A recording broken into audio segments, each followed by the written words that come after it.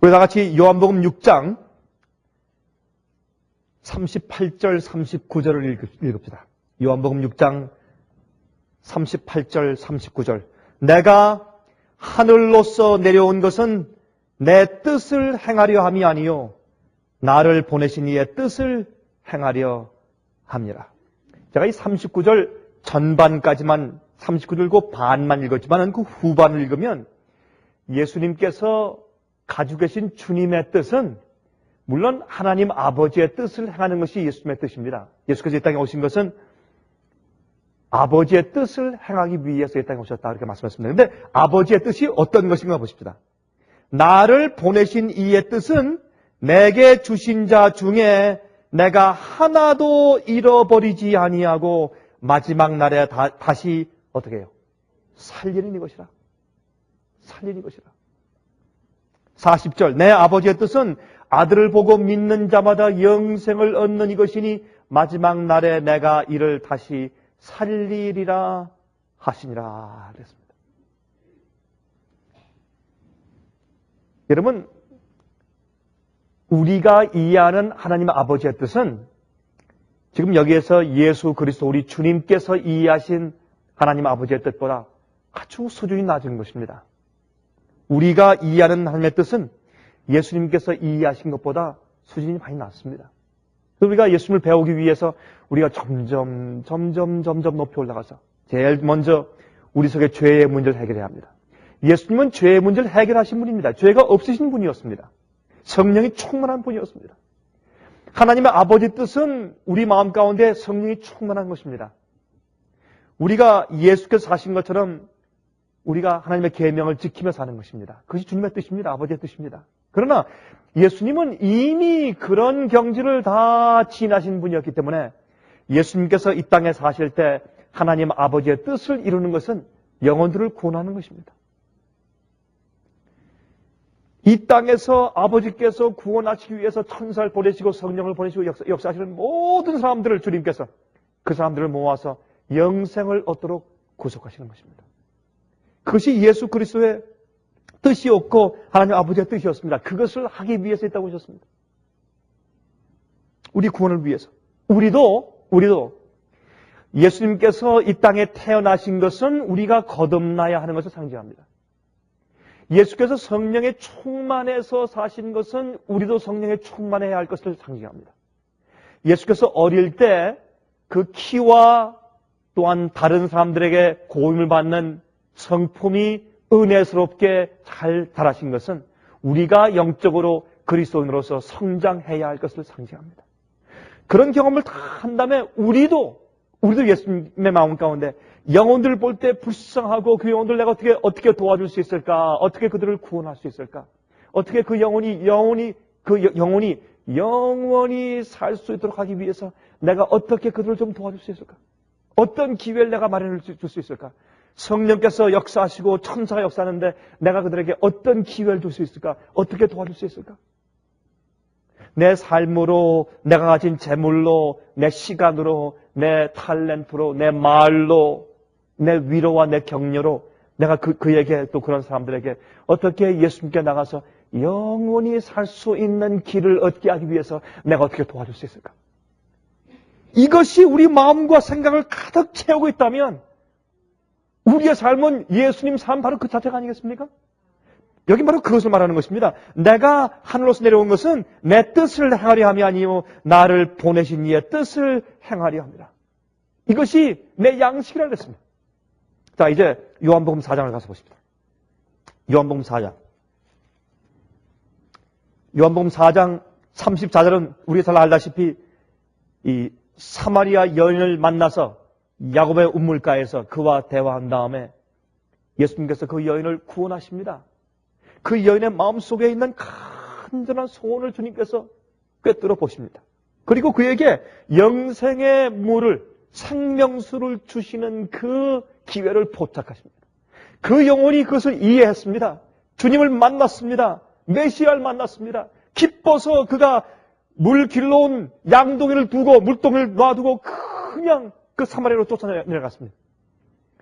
여러분, 사마리아에 가서 예수님께서 전도하시는 일은 참 어려웠습니다. 그 당시에. 문이 열리지 않았습니다. 주님께서 그래서 한 명을 선택하십니다. 한 명을 위해서 예수님께서 갈릴리로 가시는데 그냥 곧장 갈 수 있었지만 예수님께서 그 한 여인을 만나기 위해서, 그래서 그 사마리아 지방의 전도의 문을 여시기 위해서 그 한 영혼을 위해서 주님께서 일부러 돌아가십니다. 이것이 영혼을 구원하기 위해서 저 멀리에서 이 땅에 오신 예수 그리스도의 삶이었습니다. 예수님께서 99마리 양을 우리에 두시고 한 마리 양을 위해서 그 먼 곳에서부터 이 땅에 오셨습니다. 그런데 이 여인은 대낮에 와서 지금 물을 깃고 있죠. 우리가 다 알다시피 여러분, 그 사마리아 지방은 아주 더운 곳이었습니다. 그래서 대낮에 와서 물을 깃는 여인들은 사실 없었습니다. 더운 그 태양빛이 아주 쬐는 그런 때가 와서 그 물을 깃지 않는 것입니다. 이른 아침이나 아니면 선언할 때 저녁 때 와서 물을 깃는 것입니다. 그러나 이 여인은 그 동네에서 손가락질 당하는 도덕적으로 문제가 있는 여인이었습니다. 그래서 이 여인은 남들이 없을 때 조용히 자기 혼자 물을 깃기 위해서, 남들의 눈을 피하기 위해서 정오에 대낮에 와서 물을 깃는 것이었습니다. 그때 바로 그 여인이 올 것을 알고 어떻게 알았을까요? 어떤 사람이 말하기를 하나님이시니까 알죠. 하나님이기 때문에 아는 것이 아니었습니다. 우리도 예수께서 아신 것처럼 우리도 성령에 충만하면 우리도 알 수가 있습니다. 그 영혼들이 언제 어디에 가 있으며 그 영혼들이 무엇을 원하며 그 영혼들의 정말 간단한 필요가 무엇인지 우리도 알 수가 있습니다. 예수님께서는 항상 아버지의 뜻을 행하기 위해서 어떻게 하면 영혼들을 영원히 살 수 있으며 그 영혼이 죽어도 다시 살리게 할 수 있는가만 생각하고 기도하고 사시는 분이었기 때문에 예수님은 당신의 뜻대로 사시는 것이 아니라 하나님 아버지의 뜻을 행하기 위해서 오신 분이었기 때문에 예수님께서는 그 영혼이 언제 어디에 있을 것을 아셨습니다. 이것이 우리 생애가 되어야 합니다. 우리가 구원할 영혼들을 찾고 싶은, 우리가 구원할 영혼들을, 그 필요한 영혼들을 만나고 싶은 열정이 우리 마음 가운데 가득하고 기도하면 주님께서 우리에게 영혼들을 주실 것입니다. 그 영혼들이 어디에 있는지 알게 하실 것이고, 그 영혼들을 만나게 하실 것이고, 그런 영혼들을 우리에게 불러주실 것이고, 보내주실 것이고, 만나게 하실 것입니다. 제가 내일 오후에 제가 좀 사진을 쭉 보여드리겠습니다만은 참 제가 이번 기회에 아주 놀라운 경험을 또 하나 했습니다. 한 영혼을 만났는데 그 영혼은 도무지 만날 수 없는 영혼이었습니다. 하나님께서 만나게 강요해서 저와 그 사람을 두 사람을 다 섭리로 강요해서 만나게 하셨습니다. 놀라운 역사였습니다.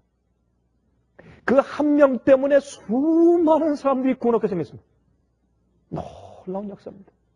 이런 섭리 역사를 볼 때마다 이런 것들은 영혼을 구원하는 역사는 우리 인간의 계획이 아니고 하나님의 계획인 것을 우리가 분명히 알게 됩니다.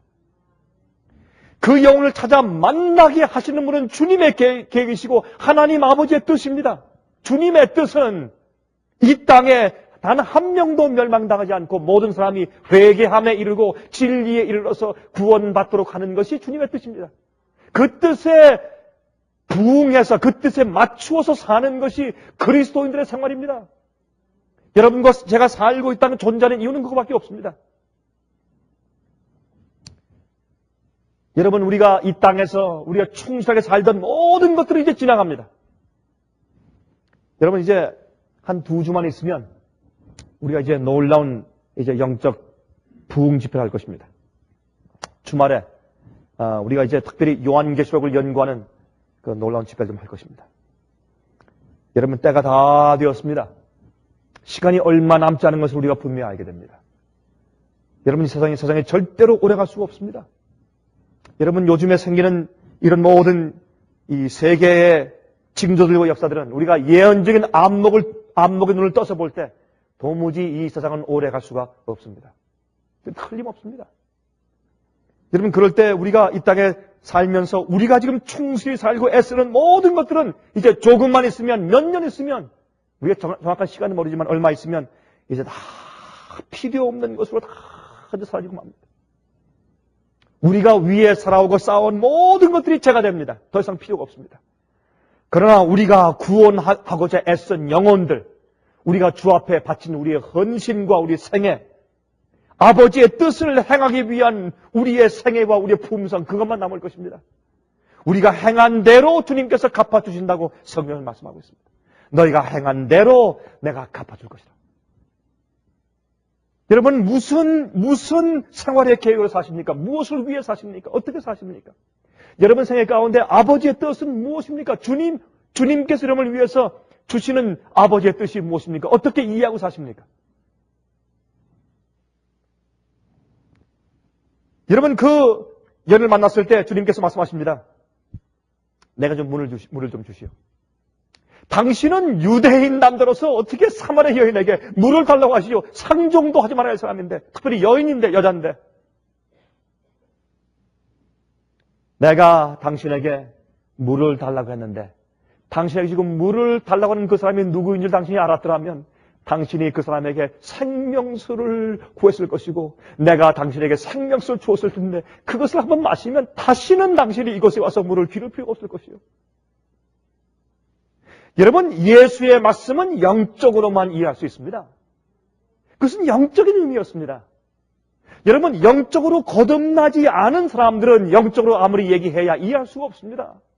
그러나 이 여인은 영적으로 아직까지 거듭난 상태에 없다고 할지라도 여인의 마음 가운데 간절한 소원이 있습니다. 의를 찾고 싶은, 구원을 찾고 싶은, 구세주를 만나고 싶은, 메시아를 만나고 싶은, 의의 경험을 하고 싶은, 용서를 경험하고 싶은, 그 마음 가운데 하늘만이 줄 수 있는 평화를 경험하고 싶은 그런 간절한 소원이 있었습니다. 그래서 그는 점점 예수 그리스도와의 단계적인 대화를 통해서 그는 하나님을 발견합니다. 자기가 그렇게 소원했던 생명수를 발견합니다. 그리고 그 생명수를 얻은 다음에 자기가 일상적인 그저 인간적인 물을 기르러 왔던 것을 완전히 잊어버리고 달려갑니다. 왜? 그가 정말 찾던 영혼의 갈증을 그가 만족했기 때문에. 그는 항아리를 두고서 그는 쫓아갔습니다. 그 여인이 가서 그렇게 자기 마음 가운데 견딜 수 없는 간절한 심정을 와서 외쳤을 때, 여러분, 저렇게 사람들 눈을 피하던, 그래서 몰래 혼자 정오에 아주 뜨거운 대낮에 가서 혼자 물을 깃던 저 여인이 말이죠. 사람들에게 도무지 좋은 그런 평판을 갖지 않는 여인이. 여러분, 이 여인은 이 세상에서 이렇게 한번 해보면 혹시 만족이 있을까? 저렇게 해보면 만족이 있을까? 이런 남자를 만나면 더 행복할까? 저 남자를 만나면 더 행복하고 즐거울까? 인생의 만족을 찾기 위해서 여기 기웃 저기 기웃하던 사람이었습니다. 그러나 인간 생활에서 인생의 생활 가운데서 완전히 실패하거나 아니면 완전히 낭망한 사람이었습니다. 완전히 포기한 사람이었습니다. 더 이상 인간적으로 자기가 그 사마리아 여인으로서 자기가 인간적으로 해서 이 땅에서 자기 영혼에 만족과 평안을 줄 수 있는 것은 아무것도 없다는 것을 깨달은 사람이었습니다. 그에겐 하나님 메시아만 필요했습니다. 여러분, 그가 주님을 만난 다음에 메시아인 걸 깨닫고 그 여인이 뛰쳐간다면 내가 메시아를 만났다 하고 뛰쳐가는 모습을 본 다음에 예수님은 마음 가운데 더 이상 필요한 것이 없었습니다. 배가 불렀습니다. 배가 불렀습니다. 그것이 예수님의 양식이었기 때문에 영혼에게 진리를 주고 가르치고 그 영혼을 배불리 하고 구원했을 때 그 영혼이 느끼는 감격, 구원의 즐거움, 용서의 기쁨, 그들이 울먹이며 하는 기도, 예? 그것만 보시면 주님께서 그들이 용서받았기 때문에 얻는 인생의 만족, 기쁨, 즐거움, 감동, 그들이 흘린 눈물, 그게 하나님의 양식이에요. 그 예수님의 양식이었습니다. 주님이 얼마나 기뻤는지.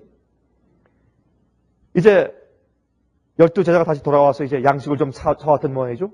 돌아와서 주님 좀 드십시오. 내게는 너희가 알지 못하는 먹을 양식이 있다. 아니, 누가 몰래 주님께 양식을 갖다 주었습니까? 그때 하실 말씀이 나의 양식은 나를 보내신 이의 뜻을 행하며 그의 일을 온전히 이루는 이것이 내 양식이다 그랬습니다.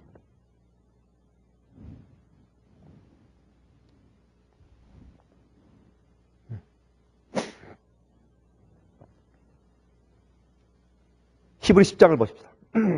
히브리 10장 7절. 히브리 10장 7절이라는 말씀했습니다. 이에 내가 말하기를 하나님이여 보시옵소서 두루마리 책에 나를 가리켜 기록한 것과 같이 하나님의 뜻을 행하러 왔나이다 하시니라.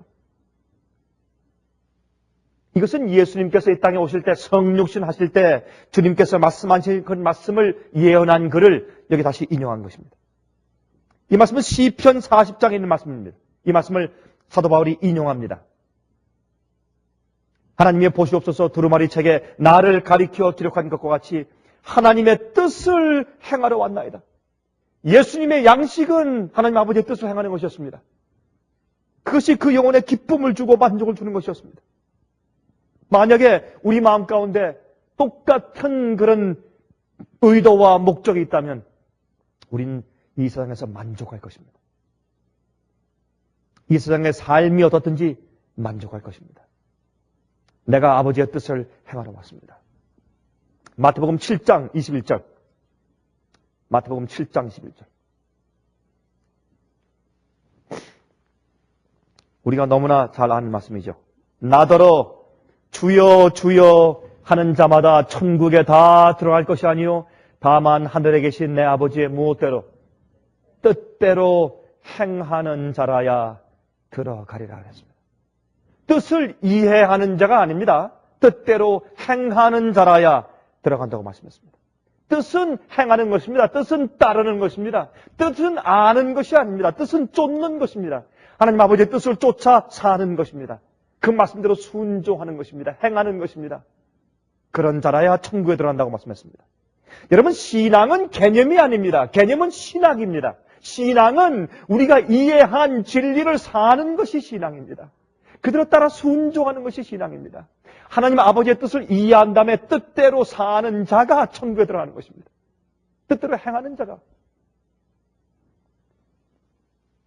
예수님은 하늘에서 하나님의 아버지의 뜻을 아시는 분이었습니다. 예수님이 하나님이었습니다. 예수님은 여호와였습니다. 삼위일체였습니다. 그러나 예수님께서 아버지의 뜻을 이 땅에서 몸소 이루고 행하고 사시기 위해서 이 땅에 오셨습니다. 많은 경우 우리가 하나님의 뜻을 이해하지만 뜻을 살지 않습니다. 우리는 뜻대로 살아야 합니다. 그 뜻대로 살기 위해서 우리가 포기하는 일들이 있어야 합니다. 로마서 12장 2절. 로마서 12장 2절. 로마서 12장 2절. 너희는 이 세대를 본받지 말고 오직 마음을 새롭게 함으로 변화를 받아. 이것이 이 로마서 12장 2절의 전반부입니다. 이 일이 마음 가운데 생겨야 됩니다. 너희는 이 세대를 본받지 말고 오직 마음을 새롭게 함으로 변화를 받아. 여러분, 이 세상에서 말이죠, 사람들이 어느 정도를 가지고 있어야 만족합니다. 무엇을 가지고 있어야 어느 정도 문화생활을 해야지 사는 것 같습니다. 어느 정도 가져야 합니다. 어느 정도 올라가야 합니다. 어느 정도 인정을 받아야 합니다. 인간적인 그런 이 현 세대를 본받으면 우리 마음 가운데 한이 없습니다. 끝이 없습니다. 또 그것을 어느 정도 이 세대를 본받기 위해서 어느 정도 그것을 가지기 위해 살면 말이죠, 더 이상 시간이 없습니다. 더 이상 정력도 없고 더 이상 시간도 없고 더 이상 애씀도 없습니다. 왜? 거기에 다 빼앗기기 때문에. 하나님 아버지의 뜻을 행하기 위한 여력이 더 이상 없습니다. 우리 알지 않습니까, 여러분? 우리가 하나님 아버지의 뜻을 하려면 뭔가 선택을 해야 돼요. 이거 아니면 저겁니다. 어떤 것을 포기해야 합니다. 버려야 합니다. 아니면 아버지의 뜻을 행할 수가 없습니다. 우리가 알지 않습니까? 너희는 이 세대를 본받지 말고 오직 마음을 새롭게 함으로 변화를 받아. 이것은 거듭남입니다. 거듭남. 그 다음에 하나님의 선하시고 기뻐하시고 온전하신 무엇이? 뜻이 무엇인지 분별하도록 하라. 거듭난 자만이 하나님 아버지의 뜻이 무엇인지 이해가 됩니다. 거듭난 자만이 주께서 나를 그리스도인을 부르시고 살게 하신 주님의 뜻이 무엇인지 그때 이해되고 뜻대로 살고 싶은 욕망이 생깁니다. 거듭난 자만이 그것을 분별할 수 있게 됩니다. 제가 이게 가려 뽑은 기별 1권 338페이지에 Selected Messages 볼륨 1 338페이지의 말씀을 좀 읽겠습니다. 이런 말씀이 있습니다. 한번 들어보십시오. 우리들은 바라봄으로 변하게 된다. 거룩한 모범이신 주님의 완전하심을 명상할 때 우리들은 완전한 변화를 입으려는 욕망을 품게 될 것이며 주님의 순결하신 형상을 따라 새로 지음을 입게 될 것이다. 여기 이제 거듭남에 대해서 말씀하십니다. 우리 마음이 용서가 필요하고 죄로부터 구원이 필요하고 하나님이 필요할 때, 메시아가 필요할 때, 구세주가 필요할 때 우리 주님을 바라보게 됩니다. 또한 주님께서 주 앞에 나오는 자를 결단코 내쫓는 법이 없습니다. 주님께서 우리를 얼싸 안으시고 또한 우리 마음 가운데 성령을 주십니다. 그때 우리 마음 가운데 완전한 변화를 입으려고 하는 그런 욕망을 품게 됩니다. 또한 그 주님의 형상을 따라서 새로 지음을 받습니다. 거듭남이죠. 그 다음에 이렇게 말씀했습니다. 사람이 진리로 말미암아 회개하게 될 때에 품성이 변화되는 작업이 시작된다. 또한 그에게는 이해력이 크게 증가하게 된다. 이것이 거듭난 자의 그 경험하는 경험이죠. 그는 하나님께 순종하는 자가 되며 그리스도의 정신을 소유하게 되고 하나님의 뜻을 자신의 뜻으로 삼게 될 것이다. 우리가 거듭나면 우리 마음속에 주님의 뜻대로 살고 싶은 그런 마음 가운데 충동이, 그 마음 가운데 소원이 자연적으로 생기게 되어 있습니다. 그것이 거듭난 자의 성격입니다. 거듭난 자의 경험입니다. 기본적인 경험입니다. 자기 자신을 성령의 지도하심에 전적으로 맡길 때에 그의 정신이 확장되고 개발되는 사실을 발견하게 될 것이다. 우리는 여러분 아버지의 뜻이 하나님 아버지의 뜻이 우리 생애 가운데 계속 이제 단계적으로 올라가야 합니다. 제일 먼저 죄의 용서가 되겠죠. 더 이상 죄된 생활 살지 말아야 되겠죠. 또한 성품이 점점 더 올라가야 되겠죠. 발전해야 되겠죠. 나중에 예수께서 이 땅에 사실 때 주님께서 세상에 빛 되신 그 예수의 품성이 우리 마음 가운데 이루게 될 때, 예수 그리스도의 품성의 양은 우리가 구원받아 하늘에 올라가서 영원히 계속 발전할 것이에요. 우리 구원받아 하늘에 가도 발전해요. 그건 말고 정말 죄가 우리를 더 이상 컨트롤하지 않는, 죄가 우리를 주관하지 않는 그 품성 말입니다.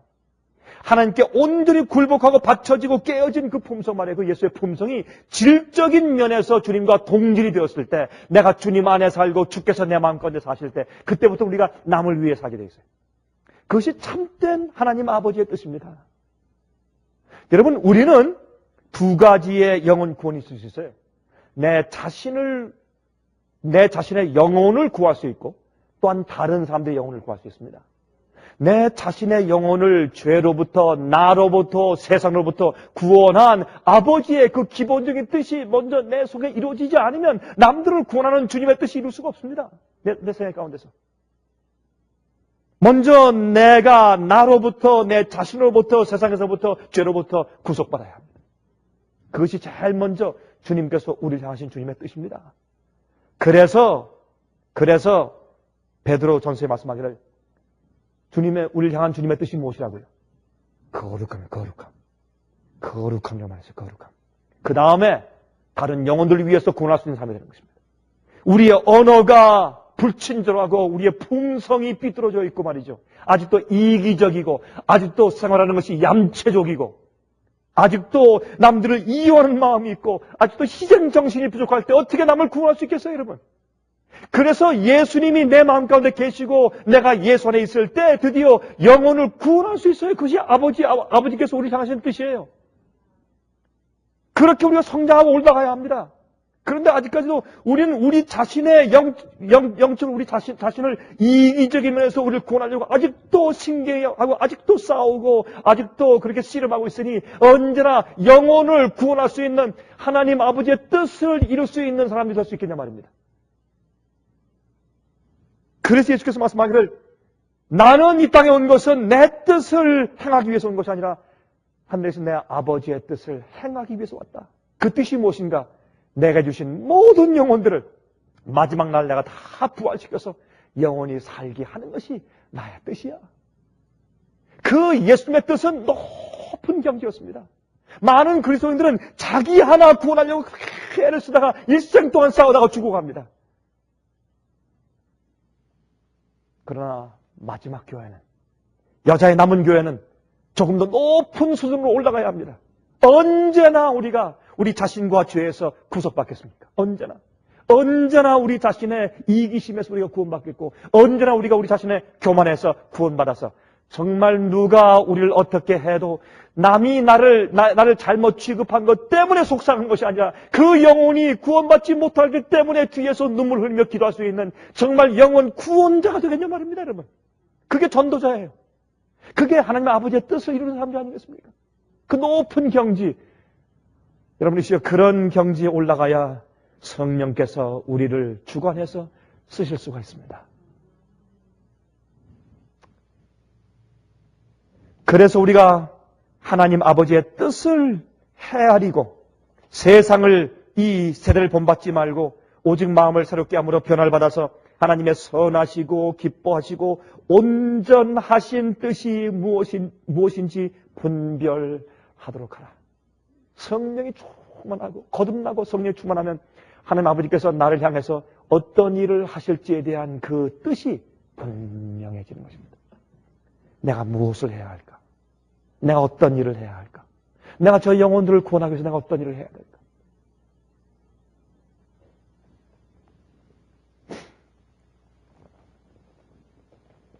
요한 1서 2장을 좀 보십니다. 요한 1서 2장.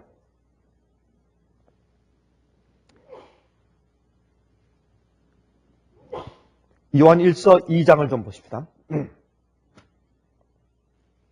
이렇게 말씀되어 있어요. 요한 1서 2장 15절부터 17절.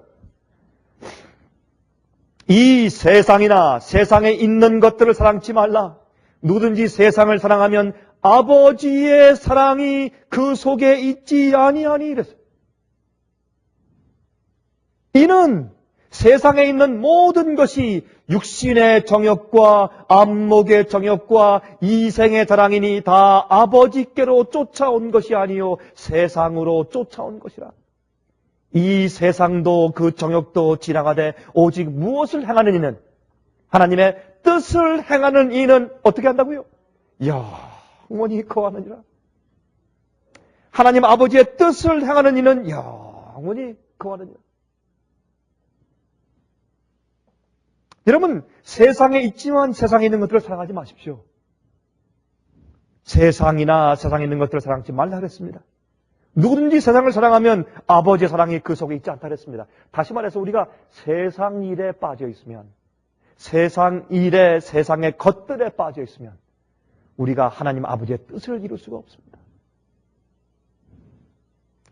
그렇게 허덕이다가 일생을 다 허비해버립니다.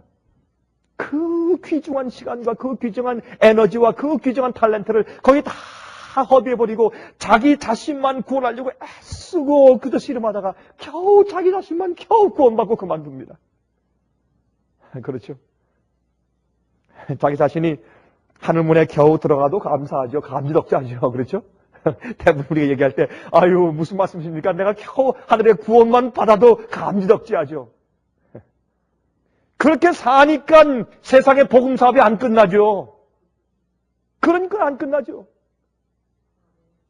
그런 목적을 가지고 사니 언제 영혼들이 구원받겠어, 언제?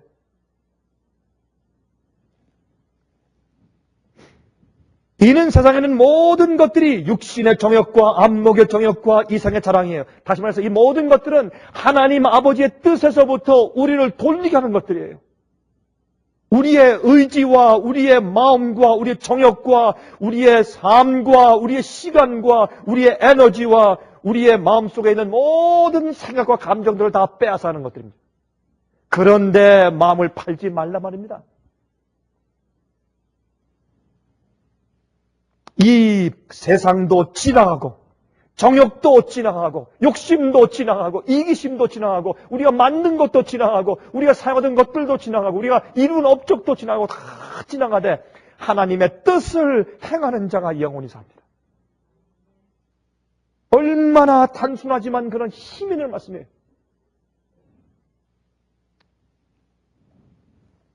여러분, 우리가 정말 거듭나면, 주 앞에 정말 거듭나면 우리가 이렇게 기도할 것입니다. 예수께서 하신 기도처럼.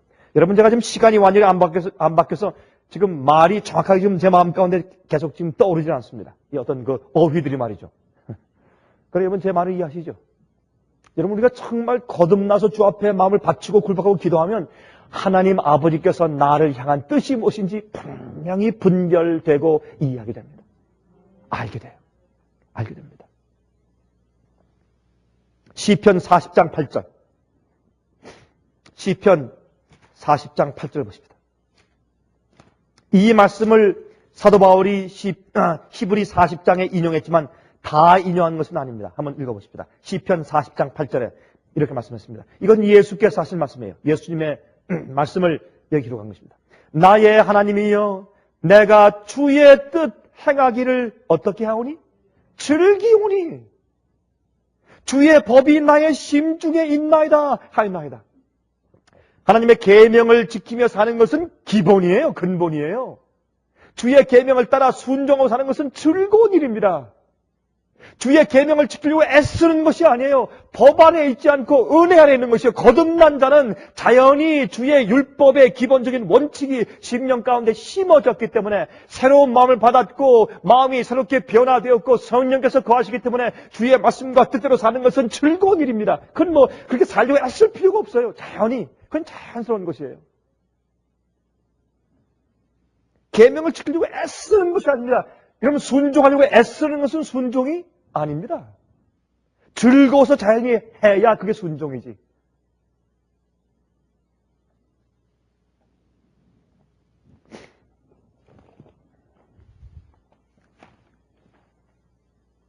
여러분, 여기에 여러분 찾을 필요 없습니다. 제가 읽겠습니다. 고린도전서 9장 24절부터 27절까지 제가 읽겠습니다. 운동장에서 다름질하는 자들이 다 달아날지라도 오직 상 얻는 자는 하나인 줄을 너희가 알지 못하느냐. 너희도 얻도록 이와 같이 다름질하라. 이기기를 다투는 자마다 모든 일에 절제하니 저희는 썩을 멸류관을 얻고자 하되 우리는 썩지 아니할 것을 얻고자 하노라. 그러므로 내가 다름질하기를 방향 없는 것 같이 아니하고 싸우기를 허공을 치는 것 같이 아니하여 내가 내 몸을 쳐 복종하게 하면 내가 남에게 전파한 후에 자기가 도리어 버림이 될까 두려워하리로다 하랬습니다. 내가 내 자신을 쳐서 복종케 하면 우리는 우리 자신의 뜻을 행하려고 하는 우리의 욕망들을 쳐서 복종시켜야 합니다. 그것이 우리의 패션, 우리의 정욕들, 우리의 패션, 우리 소원들, 우리 소망들, 우리가 하고 싶은 것들, 우리의 계획들, 그걸 쳐서 복종시켜야 돼요.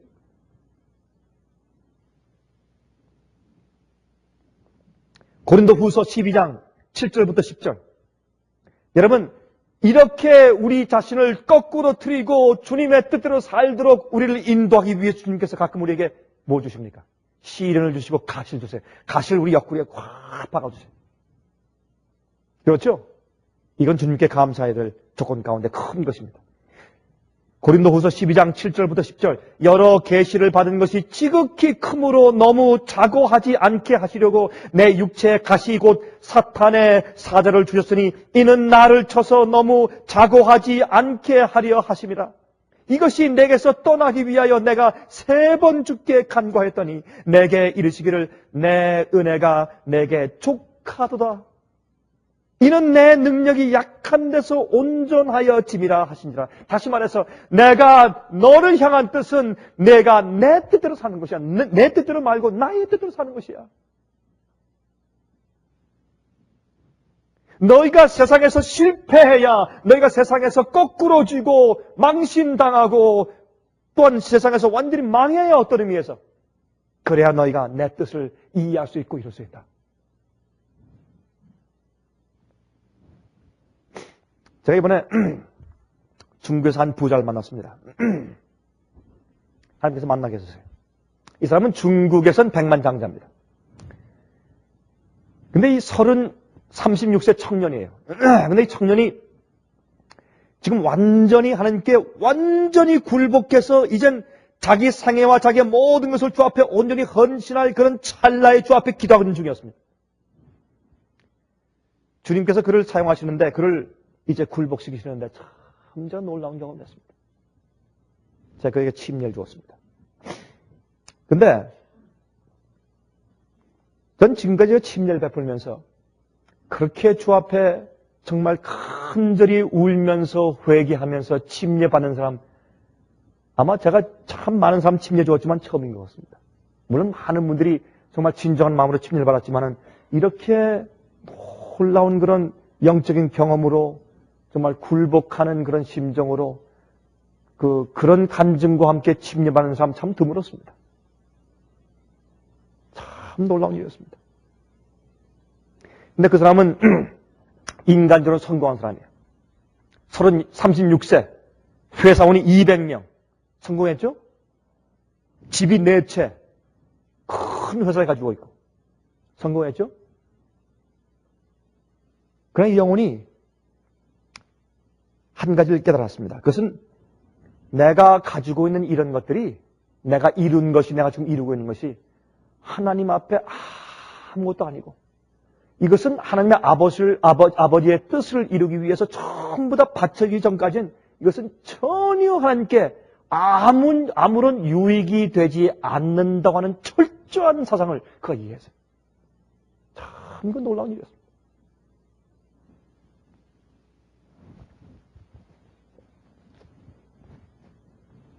계속 읽읍시다. 이런 말씀이 있어요. 이러므로 도리어 크게 기뻐함으로 나의 여러 약한 것들에 대하여 자랑하리니 이는 그리스도의 능력으로 내게 머물게 하려 함이라. 그러므로 내가 그리스도를 위하여 약한 것들과 능욕과 궁핍과 핍박과 곤란을 기뻐하노니 이는 내가 약할 그때에 곧 강함이라. 이 청년이 말하기를, 이 사람이 저한테 그렇게 말했습니다. 저는 세상에 완전히 실망했습니다. 전 세상을 향해서 더 이상 아무런 소원이 없습니다. 그렇게 낭망할 때까지 그를 거꾸로 뜨신 분은 하나님이십니다. 그의 깊은 가시를 그 옆에 찔러 넣었어요. 이게 주님께서 많은 경우에 우리 생애에서 하나님 아버지의 뜻을 이루게 하시기 위한 주님의 은혜입니다. 내 은혜가 내게 족하단 말이에요. 그거 위에 더 이상 구하지 말라. 너는 그것이 없어지고 그것이 고쳐지고 그것이 나오면 내가 세상에서 만족하고 행복할 줄 알지만 아니야. 그 가시를 주는 것은 내가 너희 생활 가운데서 나의 뜻을 이루게 하기 위한 나의 은혜야. 나의 은혜야.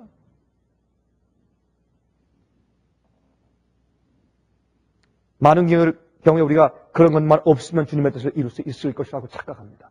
아닙니다. 주님께서 아버지의 뜻을 우리 생애 가운데 이루기 위해서 우리의 무엇이 필요하지 않습니다. 주께서 필요하신 것은 우리의 상한 심령입니다.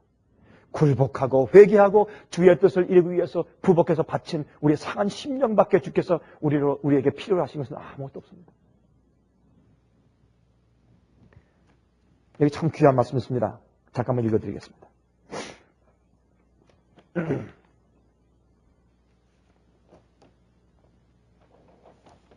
여기 보세요. 몇 분 남았습니까? 시간 좀 남았습니까?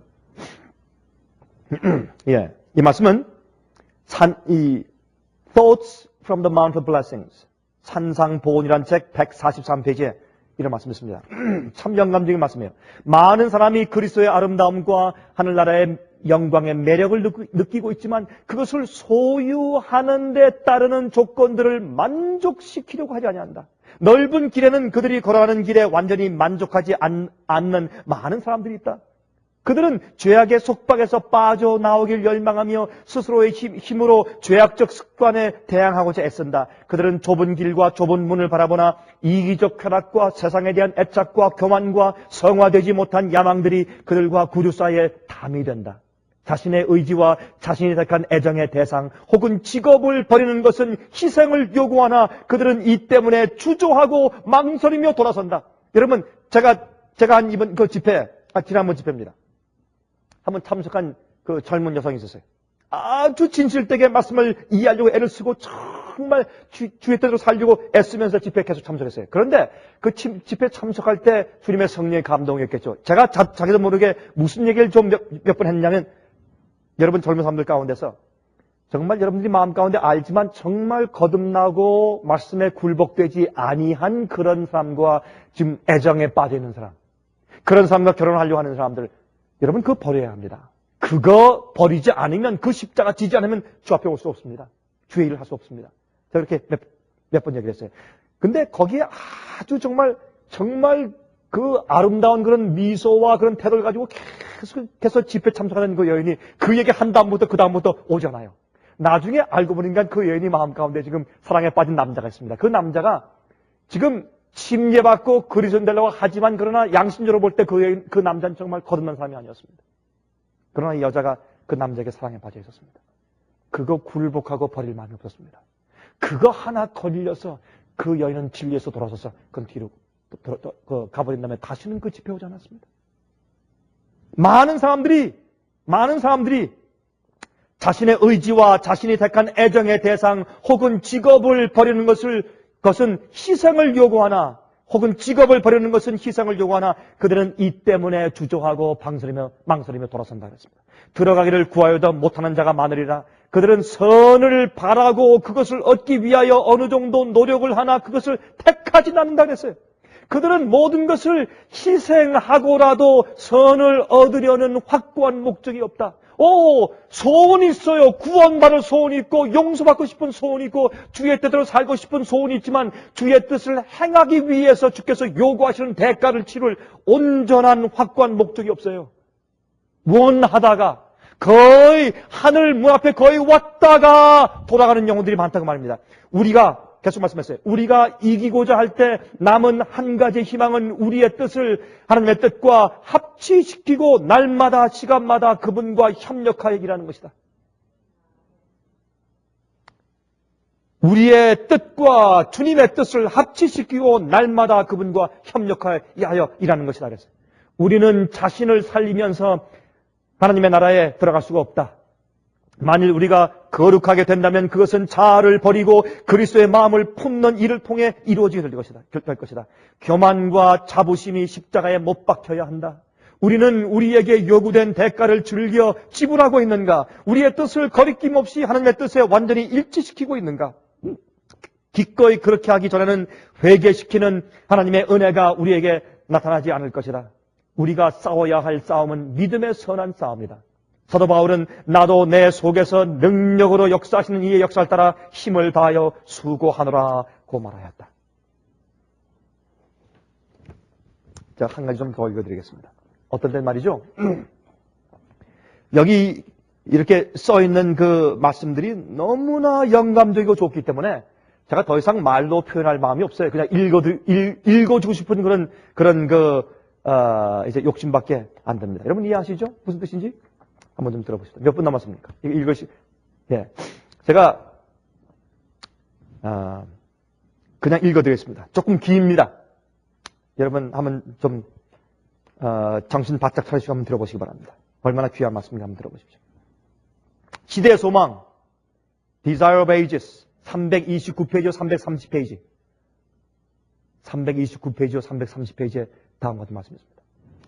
예수께서는 나의 멍에를 매라고 말씀하신다. 멍에는 봉사의 도구이다. 일하는 가축에게는 멍에를 메우는데 이 멍에는 가축이 효과적으로 일하는데 없어서는 안 될 기구이다. 그리스도께서는 이와 같은 신뢰를 들어 생명이 계속하는 동안 우리는 봉사를 위하여 부름을 입었다고 가르치신다. 우리는 예수의 동역자가 되기 위하여 그의 멍에를 메어야 한다. 봉사를 위해 매는 멍에는 곧 하나님의 율법이다.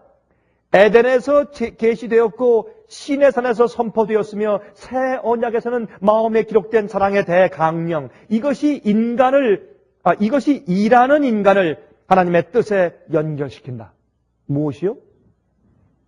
계명이 일하는 인간을 하나님의 뜻에 연결시킨단 말입니다. 만약 우리가 자신의 성향을 쫓아 우리의 의지가 인도하는 대로 가도록 방임된다면 우리는 사탄의 반열에 빠져서 그의 속성을 소유하는 자가 될 것이다. 그런 거로 하나님께서는 높고 고상하고 향상시키는 당신의 뜻으로 우리를 제어하신다. 무엇으로요? 우리 마음속에서 이기심과 교만과 탐심이 올라오지 않기 위해서 하나님보다 더 사랑하는 어떤 우상이 올라오지 않기 위해서 무엇으로 우리를 컨트롤하고 제어하세요? 계명으로. 계명은 우리 마음 가운데 온 마음과 뜻과 정성을 다해서 주님을 사랑하지 아니할 때 계명은 우리 마음 가운데 어떻게 합니까? 죄를 지적해 줍니다. 우리가 이기심과 탐심으로 살면 계명이 우리 앞에 와서 어떻게 해요? 거울로 우리 자신을 보여주는 것입니다. 우리를 제어하세요. 그래서 하나님 아버지의 뜻대로만 살도록 인도하신단 말입니다. 하나님께서는 우리가 봉사의 책임을 끈기 있고 현명하게 감당하기를 원하신다. 그리스도께서는 친히 인성을 쓰시고 봉사의 멍에를 매셨다. 그리스도께서는 나의 하나님이여 내가 주의 뜻 행하기를 즐기오니 주의 법이 나의 심중에 있나이다. 내가 하늘로서 내려온 것은 내 뜻을 행하려 함이 아니요 나를 보내신 이의 뜻을 행하려 함이니이다 라고 말씀하셨다.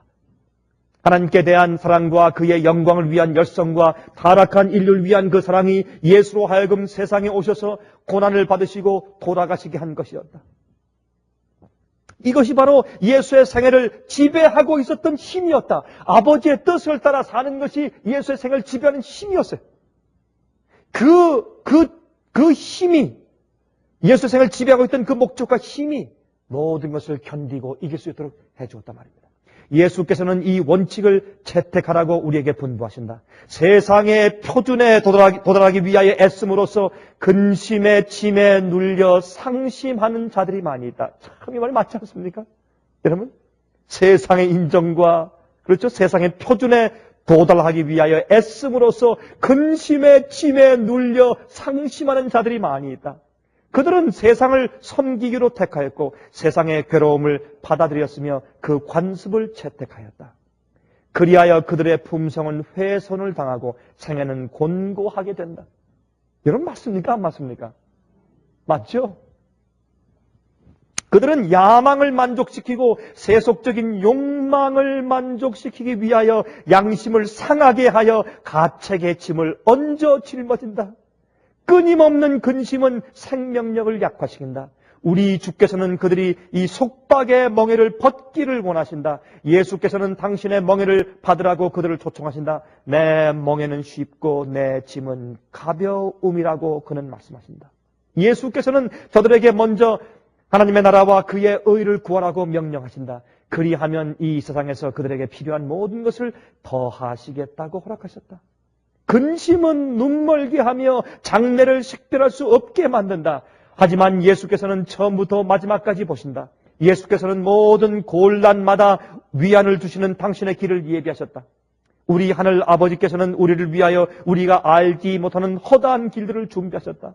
하나님의 사업과 명예를 으뜸으로 삼는 원칙을 받아들이는 자들은 곤란이 사라진 것과 저희 발 앞에 평탄한 길이 펼쳐진 것을 발견하게 될 것이다. 나는 마음이 온유하고 겸손하니 내게 배우라. 그러면 너희 마음이 쉼을 얻으리라고 예수께서 말씀하신다. 우리는 예수에게서 온유와 겸손을 배우기 위하여 그리스도의 학교에 입학하여야 한다. 구속은 영원히 하늘을 위하여 훈련을 받는 과정이다. 이 훈련은 곧 그리스도를 아는 지식을 의미한다. 그것은 곧 흑암의 임금의 학교에서 얻은 생각, 습관, 행습에서 해방되는 것을 의미한다. 하나님께 대한 충성에 반대되는 모든 것에서 영혼이 구조되고 구속되지 않으면 안 된다 그랬습니다. 그게 구원입니다. 세상에서, 세상 습관에서 우리가 구속되어 나와야 합니다. 여러분, 저는 이 귀한 말씀을 좀 읽어주고 싶고, 여러분들은 바빠서 이런 말씀을 읽을 기회가 좀 없었고, 그러니까 아주 참 잘 맞았죠, 지금? 그렇습니까?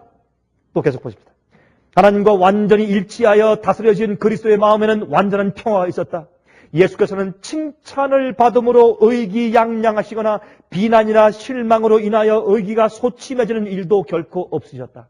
가장 심한 박대와 가장 잔악한 대우를 받으면서도 여전히 용기는 왕성하셨다. 그러나 예수를 따른다고 공언하는 많은 사람들은 자신을 하나님께 의탁하기를 두려워함으로 불안하고 괴로운 마음을 가지고 있다.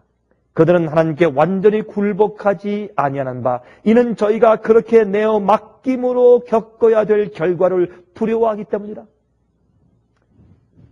여러분, 자기가 주 앞에 완전히 굴복하면 어떤 것들을 포기해야 할 것을 알아요. 그 십자가 질 것을 두려워하는 것입니다. 이 굴복을 거절한다면 그들은 결코 평화를 얻을 수가 없다. 불안이 일어나는 것은 자기를 사랑하기 때문이다. 우리가 위로부터 거듭날 때 예수의 마음 곧 우리가 구원을 받을 수 있도록 자신을 겸비하게 하도록 이끈 마음과 똑같은 마음이 우리에게 있을 것이다. 그때야 우리는 가장 높은 지위를 구하지 않게 될 것이다. 우리는 예수의 발 앞에 앉아서 그를 배우려 할 것이다. 우리의 사업의 가치는 과시하거나 유명하게 되며 자신의 능력으로 활동하고 열성을 내는 데 있지 않다는 것을 우리는 알게 될 것이다. 우리 사업의 가치는 성령의 나누어 주심에 비례한다.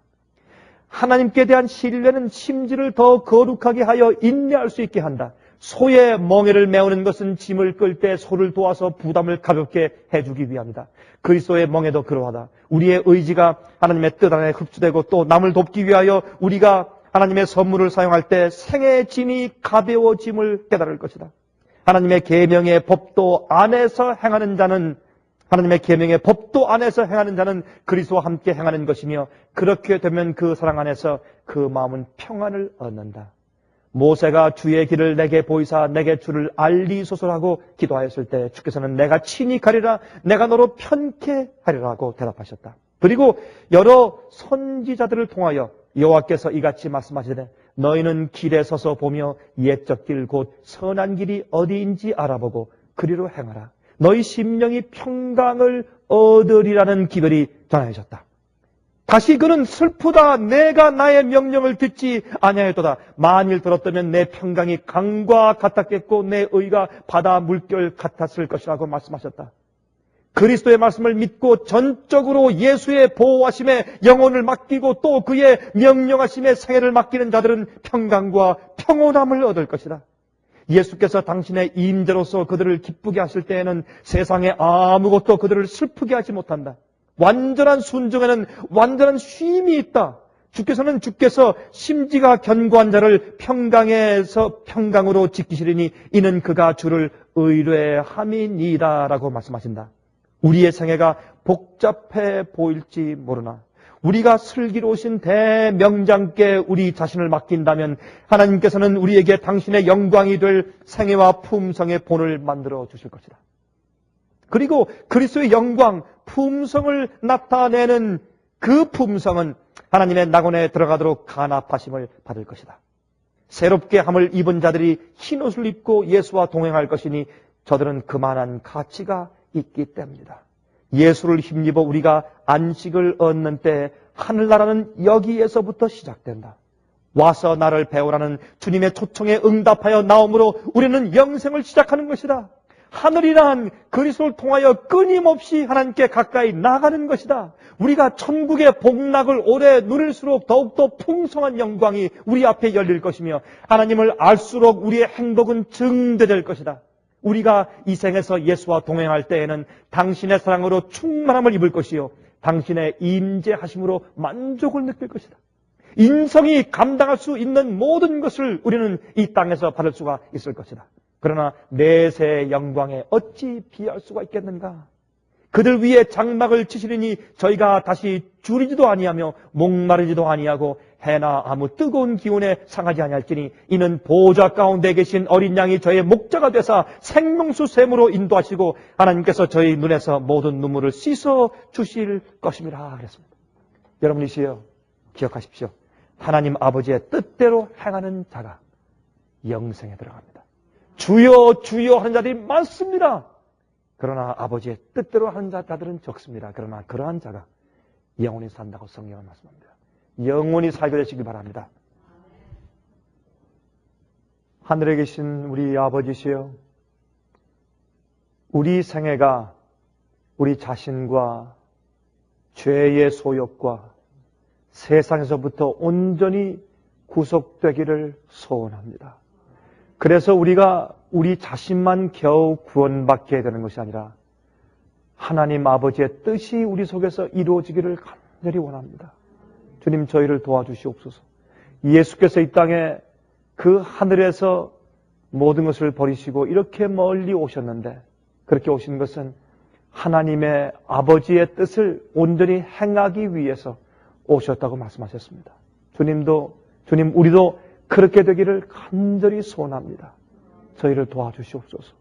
저에게 성령을 베푸시고 저희를 이 세대를 본받지 말고 온전히 새로운 마음으로 거듭나게 해 주셔서 선하시고 거룩하시고 온전하신 아버지의 뜻이 무엇인지 헤아려 분별할 수 있도록 저희를 도와주시옵소서. 주여 저에게 성령을 부어주시옵소서. 저희를 통해서 많은 영혼들이 하늘에 있을 수 있도록 도와주시고 아버지의 뜻을 이루는 삶이 되게 해 주시옵소서. 우리가 주님을 배우기 원하오니 주님과 함께 멍에를 매게 해 주시옵소서. 살아계신 예수 그리스도의 귀하신 이름을 의지하여서 간절하게 간구했습니다. 아멘.